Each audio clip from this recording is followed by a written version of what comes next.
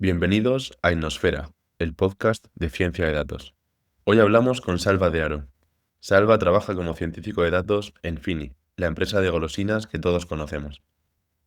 Con él hablamos de cómo ha pasado de hacer investigación en cardiología con Deep Learning a montar desde cero el área de Data Science de Fini. Nos cuenta cómo se pasa de previsiones hechas en Excel a modelos de Machine Learning que predicen la demanda con mucha más precisión. También reflexionamos sobre lo que significa introducir inteligencia artificial en una empresa tradicional, de cómo cambia la cultura y sobre todo de esa idea de que la IA no viene a quitarnos el trabajo, sino que lo hará quien sepa usarla. Comenzamos.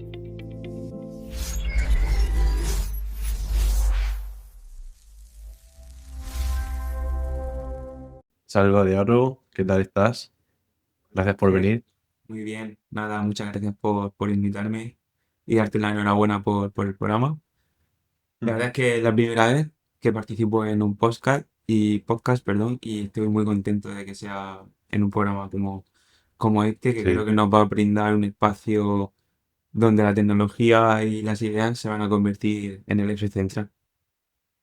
sí, yo creo que este podcast busca eso, pues visibilizar un poco ciencia de datos, pues ya sea desde el ámbito más investigador, de empresa. Hoy tenemos un programa que va a ser un poco de los dos. Si nos da tiempo hablaremos de la parte tuya como investigador en ciencia de datos, pero yo me quiero centrar en la empresa, en la ciencia de datos aplicada a la empresa, al negocio o transformación digital, que Ujú. es lo que tú haces a día de hoy y que me pareció tan interesante. La historia de cómo has llegado hasta ahí también es muy interesante y única, nunca mejor dicho. Sí. Y pues nada, ves, para la gente que no sepa quién eres, cuéntanos a qué te dedicas. Bueno, pues sí, un chico murciano de 27 años, matemático, informático, investigador, amante del deporte, me gusta la arqueología, la ciencia ficción. Pero bueno, más allá de los títulos, me gusta pensar que soy alguien que construye puentes, ¿no? Entre los datos y las decisiones, entre lo técnico y lo humano, por así decir. Porque al Ujú. final, de nada sirve un algoritmo si no cambia la realidad en la que vivimos. Claro, es difícil esa persona, tú te dedicas un poco a eso, esa persona que sepa ser el puente entre negocio y parte técnica, no es algo que se enseñe en las universidades o cursos y demás, y es un rol muy importante en la empresa. Entonces, trabajas en Fini, Y es, cono- explica lo que es Fini, pues si hay alguien que no conozca esa empresa. bueno, pues Fini es una fábrica de golosinas cuya sede central está en Molina de Segura. Y como digo, esencialmente lo que hace es fabricar golosinas y bueno, está bastante expandidas, sobre todo en Brasil, que donde también tiene una sede central o fábrica. Recientemente también ha abierto una fábrica en México y ya pues tenemos distintas filiales distribuidas por todo el mundo. Y como digo, nuestro negocio central es intentar inventar alegría, como dice nuestro lema Ujú. mediante la fabricación de golosinas y hacer que nuestros productos lleguen a las distintas partes del mundo en la mejor calidad posible y, como te digo, intentar mejorar esa calidad de vida de las personas inventando alegría. Ujú. Claro, ahí hay un montón al final una empresa de golosinas, pues puedes imaginar la cantidad de roles distintos que hay, desde comerciales a gente de fábrica y perfiles también cada vez más pues técnicos como tú, ¿no? Que te dedicas a ese dato que se genera de hace muchos años, imagino, en la empresa, pues darle un valor, un sentido, procesarlo, que puedan tomar decisiones en base a ese dato. ¿Cuál es tu rol en esa parte técnica de la empresa? Es una buena pregunta. Yo sobre todo cuando digo que trabajo, ¿no? en temas relacionados con la inteligencia artificial en una empresa cuya función es, pues como digo, en esencia, fabricar golosinas, pues la gente suele sonreír con cara de sorpresa. Pero lo cierto es que detrás de cada gominola hay un océano de decisiones invisibles. Por ejemplo, cuánto producir, en qué momento, qué formatos priorizar, cómo reaccionar a una promoción inesperada, ¿no? O a un pico de Ujú. demanda en verano. que es cuando la mayor parte del personal pues se encuentra de vacaciones. Y nada, pues como te digo, llevo poco tiempo en la empresa, desde abril formo parte del departamento de supply chain y en estos 5 meses mi misión ha sido introducir la inteligencia artificial en un área donde tradicionalmente las decisiones se han tomado con hojas de Excel y experiencia humana. Entonces, como digo, es algo muy nuevo dentro de la compañía y va a llevar algo de tiempo a asentar este sistema de trabajo, porque además de un cambio técnico, supone un cambio cultural. Y como te digo, pues mi principal función va a ser intentar convertir esa predicción de la demanda que hasta ahora se ha llevado haciendo, digamos, muy manual, basada puramente en experiencia humana, en algo que se pueda, digamos, modelar, automatizar mediante el machine learning. Cuando hablamos el otro día, me contaste cómo llegaste al departamento de ciencia de datos de Fini, Ujú. que es algo que no existía, ¿no? Exactamente, yo ahora mismo soy el único que se dedica en exclusiva a esto dentro de la empresa. Y claro, eso a la vez es una ventaja y es un reto. Me explico, es una ventaja porque me permite innovar sin demasiadas restricciones, marcar la dirección y construir un sistema desde cero, Ujú. pero a la vez es un reto porque es cierto que de este modo soy pionero, avanzo en un terreno donde no hay un mapa claro o una hoja de ruta clara y donde los Ujú. datos muchas veces pues son caóticos, incompletos o incluso contradictorios. Y a veces puede ser necesario también el conocimiento del mercado de la golosina, que ese conocimiento solo lo puedes adquirir con experiencia, no hay ninguna otra vía de adquisición. Entonces, pues como te digo, ahí estoy en esta fase inicial y ahora mismo la inteligencia artificial es como una especie de brújula, ¿no? Dentro de esa tormenta de información que manejamos y esperemos que nos ayude a transformar el ruido en señales que nos permitan guiar nuestras decisiones de negocio. Hacemos una pequeña pausa para hablar de 4Geeks Academy, socio formativo de Innosfera. Si llevas tiempo pensando en dar el salto a ciencia de datos, machine learning e inteligencia artificial, esto te interesa. En España, las titulaciones y perfiles tecnológicos son de los que más empleo consiguen y el sector digital no deja de crecer. Esto se traduce en demanda de perfiles como Data Analyst, Data Scientist o Data Engineer y salarios muy competitivos que aumentan con la experiencia. Los datos ya están en todas partes: marketing, finanzas, logística, sanidad, y hace falta gente que sepa darle sentido. El Bootcamp de Data Science, Machine Learning e Inteligencia Artificial de 4Geeks son 18 semanas con clases en directo 3 días por semana con profesores que trabajan en el sector. En este bootcamp trabajarás con proyectos reales para construir un portfolio que te abrirá las puertas de ese nuevo empleo que estás buscando. Entre 8 y 9 alumnos de cada 10 consiguen trabajo al terminar el curso. Y aquí viene lo realmente interesante. Innosfera te da una beca de 2.400 euros para inscribirte. Esta es sin duda la señal que necesitas para dar ese salto a ciencia de datos. Para conseguir la beca, suscríbete a la newsletter de forma totalmente gratuita y te enviaré un código que podrás canjear al aplicar al curso. Puedes encontrar el link en la descripción de este episodio o en nuestras redes sociales. Si ahora mismo no es tu momento, compártelo con esa persona de tu equipo o tu círculo que sabes que quiere empezar en el mundo de la ciencia de datos. Cualquier perfil es bienvenido. El equipo de 4Geeks Academy resolverá todas tus dudas antes de empezar para que solo tengas que preocuparte por aprender. Esta promoción es solo válida en España. Simplemente suscríbete a la newsletter de Innosfera y por ahí te enviaré el código. Y ahora volvemos con el episodio. Tu parte investigadora, que hemos hablado sobre tu empresa, o sea, trabajas en Fini, pero antes de eso te dedicabas a otra cosa totalmente diferente. No tienen nada que ver. Nada Ponnos que en ver, contexto de nada. eso. Bueno, pues yo al realizar mi trabajo de fin de grado en el ámbito de ingeniería informática, vi ofertada por ahí una línea, ¿no? Que era como Deep Learning para no sé qué, cardiopatía en el ventrículo izquierdo. Y dije, eso es lo mío. Y me la dejé ahí de cabeza. Y claro, en la carrera, por desgracia, aunque tú cojas la mención de computación, que es la especialidad del último año, no se profundiza mucho en redes neuronales y todo ese tipo de arquitecturas de modelos.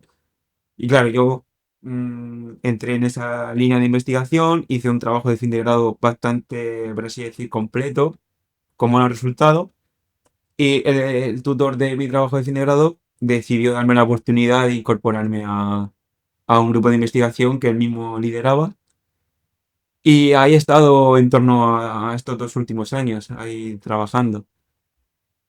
¿Cuál era un poco el campo de estudio más concretamente para la gente que quiera conocer Mm. exactamente cómo funciona? Bueno, Aunque habrá que hacer un episodio sobre medicina sí. y ciencia de datos, que se tengo que traer a alguien, pero un poco en este campo de la medicina, cómo se aplica el machine learning.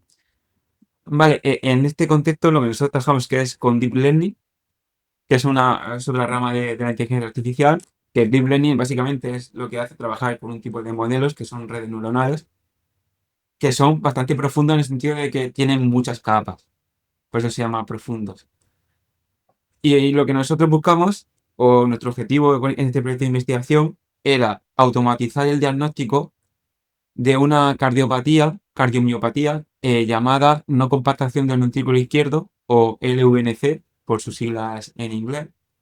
Ujú. Y es una cardiomiopatía que está caracterizada por la presencia de unos filamentos carnosos o que se llaman trabéculas, que son como unos filamentos que están presentes en la pared muscular que envuelve al ventrículo izquierdo.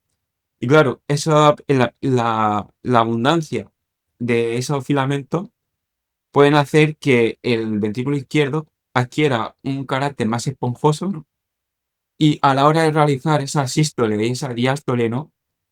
Pues el corazón pierde esa fuerza porque se vuelve más esponjoso, lo que le dificulta expulsar la sangre, bombear la sangre a las distintas partes del cuerpo, y eso puede conllevar a distintos síntomas como arritmia, insuficiencia o trombo Ujú. incluso. Entonces, ¿qué es lo que buscamos? Automatizar eso. ¿Cómo se diagnostica esta enfermedad? Hasta ahora. Bueno, pues mediante estudios de resonancia magnética. Tú vas a hacerte este estudio, el cardiólogo en este caso te acuesta con una máquina de resonancia magnética, te va realizando va tomando una serie de imágenes a lo largo del eje corto del corazón, y una vez tienen esas imágenes de resonancia magnética, que es como coger, o sea, porque el ventrículo tiene como una forma de cono, y tú a ese cono le vas lanzando cortes y obtienes una imagen. Entonces lo que hacía el cardiólogo era manualmente ir a delinear, por así decirlo, segmentar las distintas estructuras de interés. Pues decía, oye, mira, vale, aquí está la pared ventricular, compactada, pero luego aquí están los filamentos estos trabeculosos que son los que nos interesan detectar. Y luego esto ya es cavidad interna propia del ventrículo. Entonces, segmentando cada corte a mano, Ujú. era capaz el cardiólogo de, a través de una suma de áreas de esa región trabecular, obtener una aproximación de un volumen, porque uno de los criterios que más se usa en la práctica es usar un volumen por ahí, que es un 27,4% creo, de umbral, que científicamente o empíricamente está probado que pacientes con un volumen de trabécula superior a ese umbral, pues se puede considerar diagnosticado de esta enfermedad. Pero claro, al ser una segmentación manual, ¿qué está pasando aquí? Pues que tenemos, en primer lugar, subjetividad. Yo le puedo dar el mismo estudio de resonancia a dos cardiólogos diferentes y Y pueden realizar dos segmentaciones totalmente distintas, porque lo que uno piensa que es una trabécula, otro puede pensar que es simplemente músculo compacto del ventrículo. ujú. Y luego, pues además que conlleva mucho tiempo, muchísimo tiempo.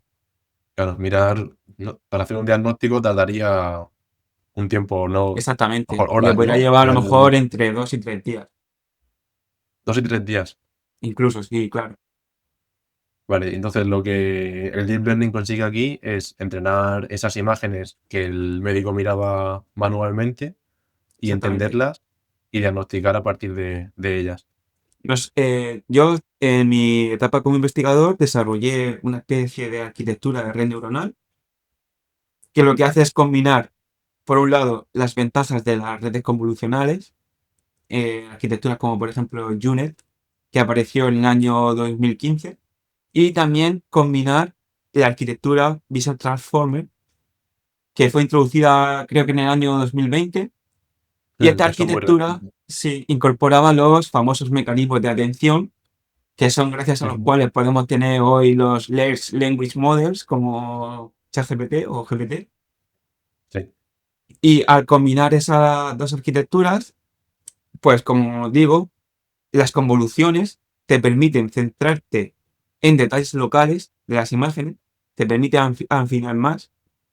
Y luego los mecanismos de atención lo que te hacen es tener como una visión más global de la imagen y tratar de establecer ciertas relaciones entre distintos parches que tú puedas tener en tu imagen. Entonces, ¿cómo se entrena esta red? Pues ha dado un corte de resonancia magnética. Tenemos segmentaciones manuales realizadas por cardiólogos con una herramienta que también desarrollamos para que pudieran ir pintando ellos manualmente qué era cada estructura del ventrículo izquierdo. Y ya con esas máquinas de segmentación generadas manualmente, entrenamos el modelo.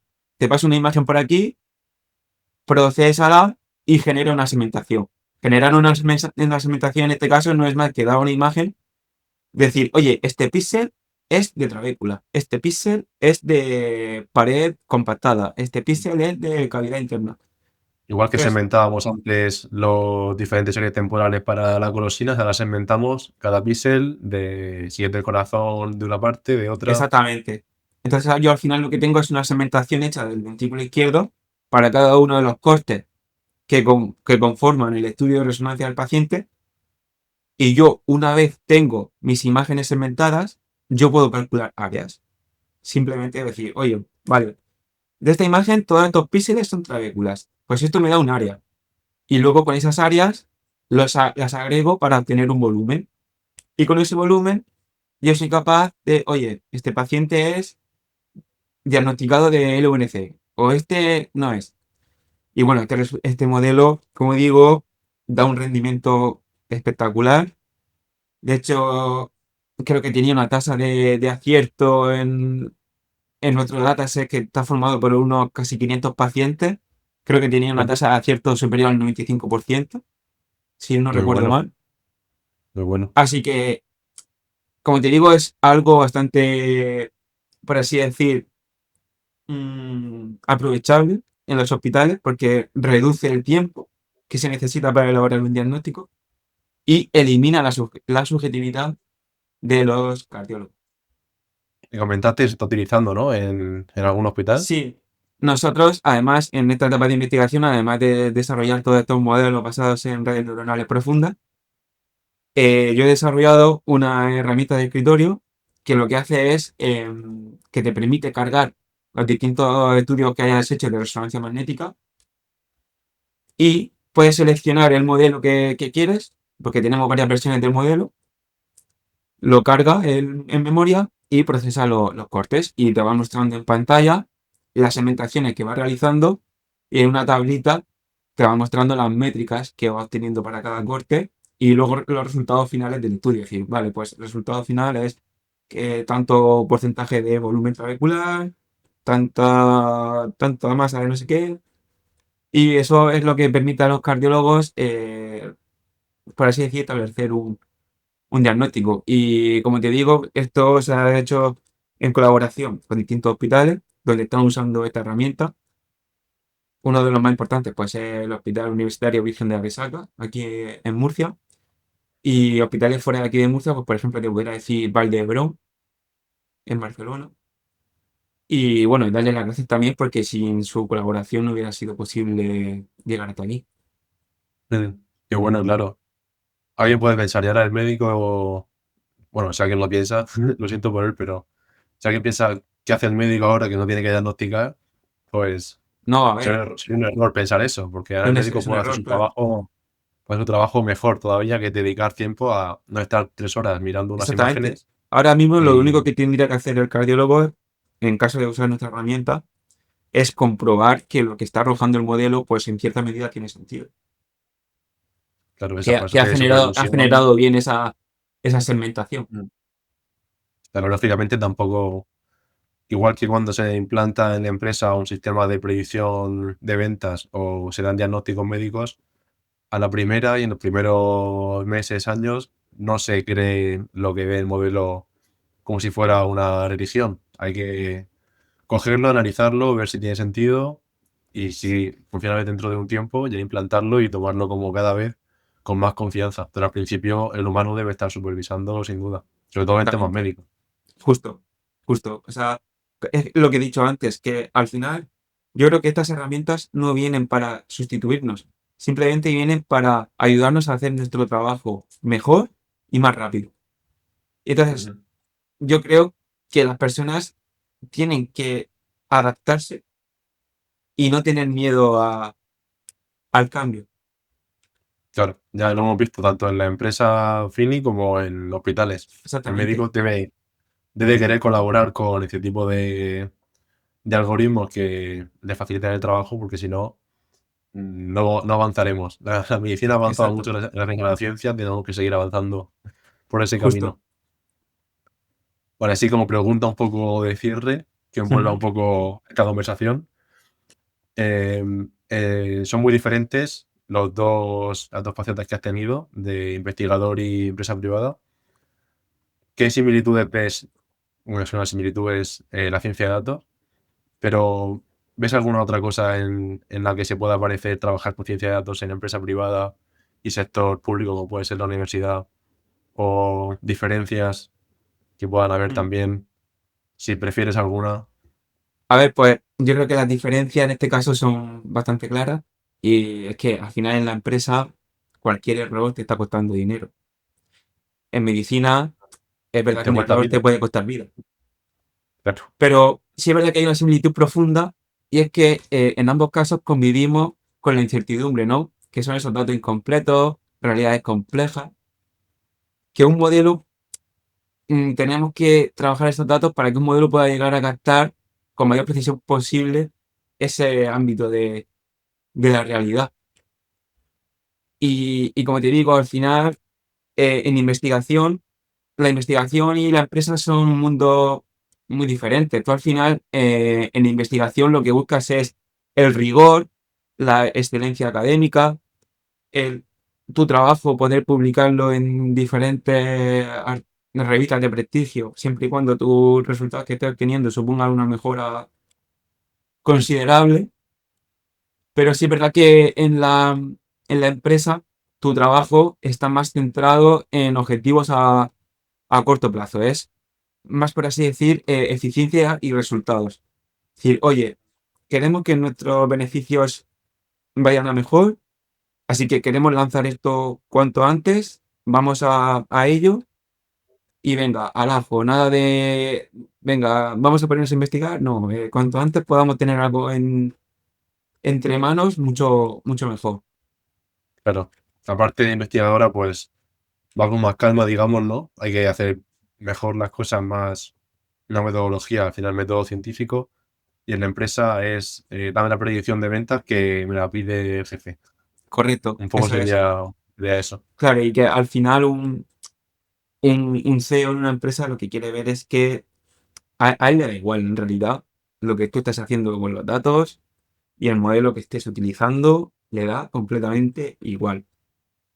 En nuestra empresa lo único que interesa bueno, a los ejecutivos, por así decir, que son los que mandan, es que nosotros le presentemos al final un dashboard, ya sea en Power BI o cualquier otra herramienta, donde al final los beneficios del año anterior con respecto a este año hayan supuesto un incremento, no voy a decir exagerado, pero oye, la cosa ha ido bien. O sea, te quiero decir. Porque al final nosotros lo que queremos es cada vez expandirnos más, incrementar nuestros beneficios. Entonces al final eso a un ejecutivo lo que le interesa son esos datos. No le interesa no le interesa ni el modelo que estés utilizando, ni el procesamiento que estés utilizando ahora. En el ámbito académico y de investigación, pues sí, oye, mira, pues he probado este modelo, me ha dado este resultado, voy a compararlos con otros del estado del arte, mejoran un tanto por ciento a este. Es diferente. Claro, incluso en la parte investigadora, si el resultado no es algo deseable, si la metodología ha sido buena, quizá da para publicar incluso. Pero Claro, en la empresa, si el resultado no es bueno, da igual que el modelo exactamente. sea. Tú ya puedes haberte inventado una arquitectura de red que, vamos, es infalible, tal, no sé qué, todo lo sofisticada que tú quieras. Pero si al final eso no supone beneficio para la empresa, no, no lo queremos. ¿Sabes qué te quiero decir? Vale. Vale. Pues muy bien. Eh, ha sido una conversación muy buena. Hemos hablado de esas dos facetas tuyas, que al final el podcast suele ser para hablar de lo que hace la persona, pero si haces dos cosas, pues hay que hablar de dos Pues cosas. sí, Espero que te haya pasado bien. sí, la verdad que lo he pasado genial. Me ha encantado poder, por así decir, compartir, ¿no? mi experiencia con todo esto. Como te he dicho al principio, yo nunca había participado en un podcast y es algo que me hacía bastante ilusión, porque a mí, Sí, en el ámbito de la investigación, pues al final sí que he participado en distintos congresos y he tenido que llevar a cabo distintas exposiciones, también ante médicos y cardiólogos. Y el hecho de comunicar, pues me gusta bastante, la verdad. Así sí, que me lo he pasado muy, muy bien. Así que gracias por haberme invitado. exacto. Pues nada, estamos en contacto. Dejo redes sociales de Salva por aquí por la descripción también. Y para que le sigáis y estéis al tanto de lo que se hace, lo que hace él y lo que hace en Fini y todo. Así que nada, muchas gracias y nos vemos por ahí. Venga, hasta luego. Gracias. Hasta luego. Adiós. Puedes escuchar los episodios de Innosfera en YouTube y Spotify. Encontrarás nuestras redes sociales en la descripción.